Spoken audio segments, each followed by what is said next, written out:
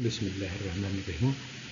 This is the second part of my talk on how to become a great teacher. In this part, I will talk about some of the obstacles, some of the problems, some of the difficulties that lie on the path to becoming an excellent teacher. So the first obstacle is lack of self-confidence. I am not a good student. I am not the greatest expert. I am not the most published research. I am not the world-class expert. So how can my students become world-class experts?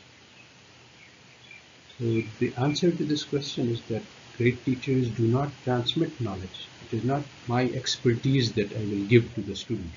Nobody ever does that. The students come with built-in capability for excellence. They are like seeds. I have to just provide them with the environment. The teacher's job is to give the confidence to the students to work.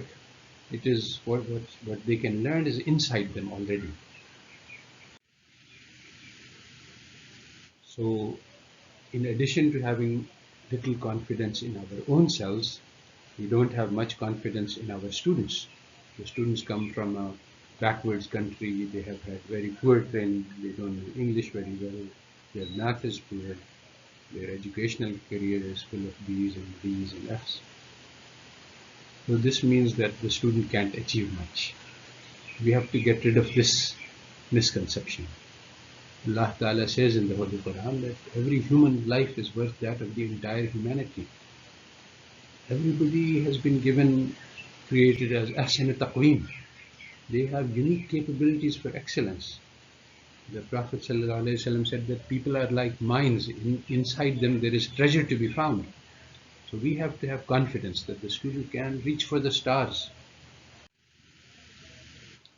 The third obstacle is that what we are trying to teach is often completely useless and incomprehensible.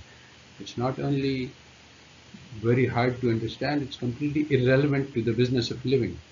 The only purpose for which it is good is for passing the exam, not good for this life or for the next life. So the only cure for that is to get rid of that material.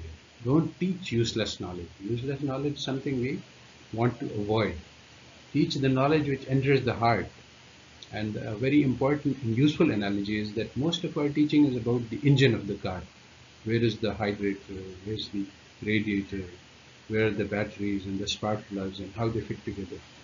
And what we really need to do is to teach the students how to drive. If you think about a car, how difficult it is to manufacture and how difficult it is to understand the engine, but how easy it is to learn how to drive. So that's important thing that we want to focus on, how the knowledge we are teaching them is used in the business of real world, how it is used in our lives. That is what useful knowledge is. The second part of this is that for it to be useful, it has to be related to the student's own life experience. It doesn't. So you have to take the student where they are and teach them something which matters to them for their own lives at the level of their understanding. So this is called the teaching fish to fly principle. That if the student is a fish, you have to teach him how to swim. If the student is a bird, you have to teach him how to fly. You can't teach fish to fly and you can't teach birds to swim. You have to take them where they are and help them take the next step. So in this context, we have to work with a different educational paradigm from the one that we have learned. We have learned one way of teaching, one way of thinking, one way of acting by our Western education. We have to change all of that if we want to become an excellent teacher. First thing is to understand that we seek knowledge from the cradle to the grave. It is not that I read a book and now I know. We are in process of learning. Learning is a lifetime process. So we will try to learn how this knowledge that I have been given is used. We will try to learn to differentiate between useful knowledge and useless knowledge. And so we are on the journey and make our students fellow travelers. They are also traveling with us. And share your journey, share your experiences.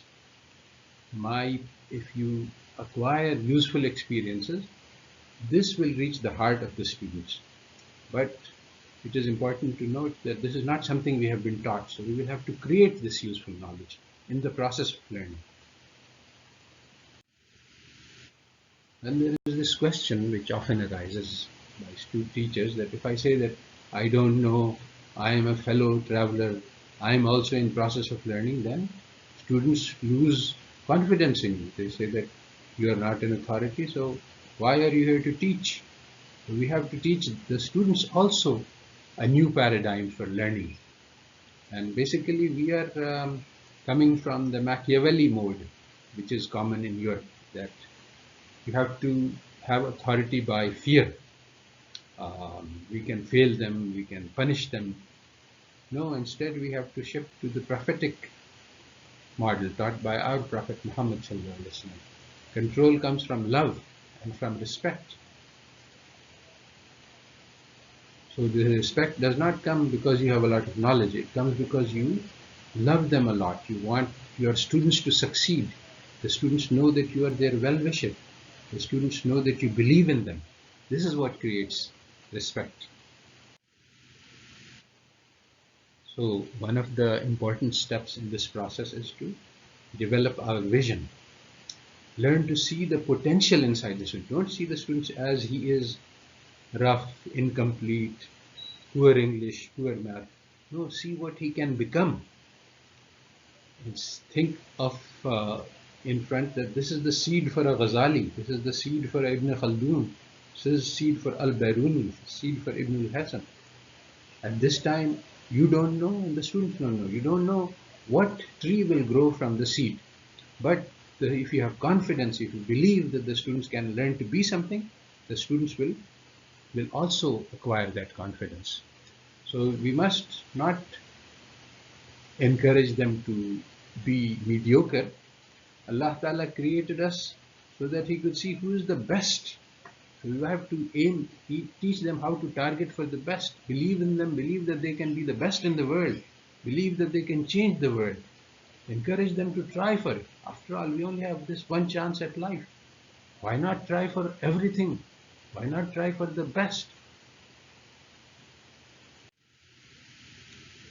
So, to conclude this second part, we don't think we are very good as human resources, and it is true. We are not very good at making money. We are not the best at making money. There are lots of people who are millionaires, billionaires, who have made a lot more money.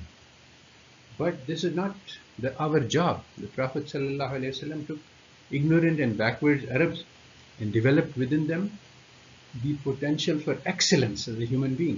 He turned them into human beings. He made them people who had the best conduct.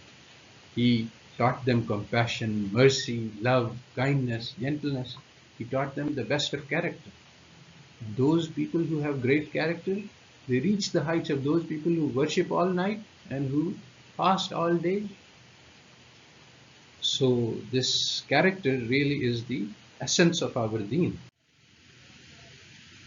All of these problems arise because we have been taught a wrong theory of knowledge. The Western knowledge, the education that we have learned has taught us that, chemistry, biology, physics, mathematics, this is knowledge. Knowledge is what is in the books. No, no, no. Knowledge is what is in my heart. Knowledge is based on my experience of life. If I want to acquire knowledge, I have to add to my experiences. How can I add to my experiences? Well, I have to solve real problems. Sometimes this is not possible to do. That is, maybe I don't know how to drive. Maybe in monetary policy, I have not sat in the monetary policy committee and made monetary policy decisions. But then you can find other people who have and learn from them, and you can read. You can read about people who have had these experiences. This is what we need to do. Acquire virtual experiences.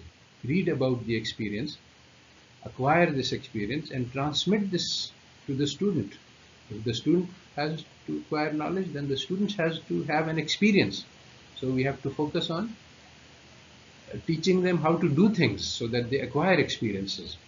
So we have to learn how to act, learn how to solve problems, and teach students how to solve problems. Finally, We have to have confidence and trust in the last message of God. This is the Quran is the complete and perfect message.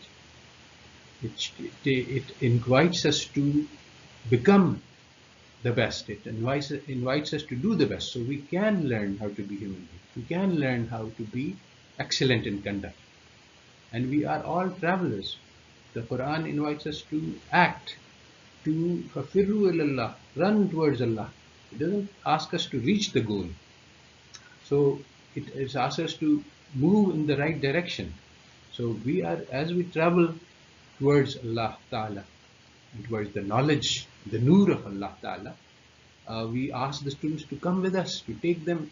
This is what makes it exciting. The journey of knowledge is exciting when it comes from your experience. It is not, it is boring when it is in the book. It doesn't relate to anything that you have ever seen. It doesn't relate to your experience. And that's why students don't like to learn.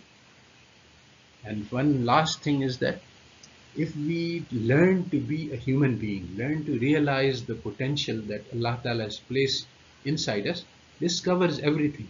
It is not that we'll miss out on some things. This is the major problem that the shaitan puts in front of us, that if you focus on becoming a human being, you will not have enough to eat. So this is just a delusion. Allah Ta'ala says, trust in Allah and take steps, and Allah Ta'ala will provide for us, will feed us from His own stores from where we cannot imagine. So this is the end of the second part of this lecture.